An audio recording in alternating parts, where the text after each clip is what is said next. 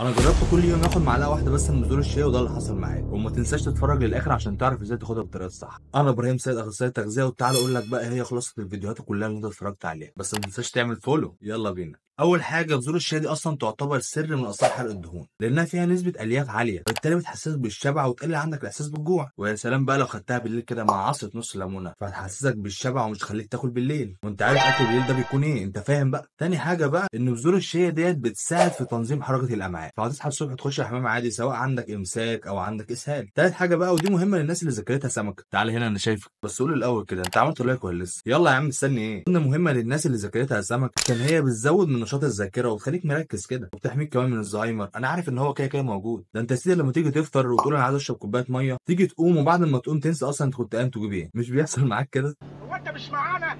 هو انا قلت لك ان هي نازل معاكم؟ ايوه خلاص يبقى نازل معاكم، يلا يا رجاله. رابع حاجه بقى، ان هي فيها اوميجا 3، بالتالي ممكن لو خدتها تغنيك عن ان انت تاخد اوميجا 3 من بره، كمان من مصدر طبيعي، وهتقلل معاك كمان من الكوليسترول الضار وتظبط مستوى سكر الدم بقى. طب ناخد بذور الشيا ازاي بقى؟ ممكن تاخدها قبل النوم او قبل وجبه بتحس ان انت جعان فيها، بس لازم لما تيجي تاخدها تحطها في كوبايه ميه وتسيبها من ساعه لساعتين كده، عشان هي بتحب تمتص ميه كتير. وكمان اثبتوا ان هي بتمتص اكتر من 10 اضعاف حجمها من الميه عشان تنفش في المعده وتعمل اللي انا عمال اقول لك عليه كل ده. خد بقى بعدها كوبايتين ميه كده عشان تمتص ميه براحتها، لان تفتكر لو ما شربتش ميه بعديها وهي بتحب الميه كتير هتعمل ايه؟ استنى بقى الجزء التاني اقول لك فيه اضرار بذور الشيا. بس قول لي، هو انت كنت بتاخد بذور الشيا اصلا ولا لا؟ لو استفدت ما تنساش تعمل لايك وفولو. سلام.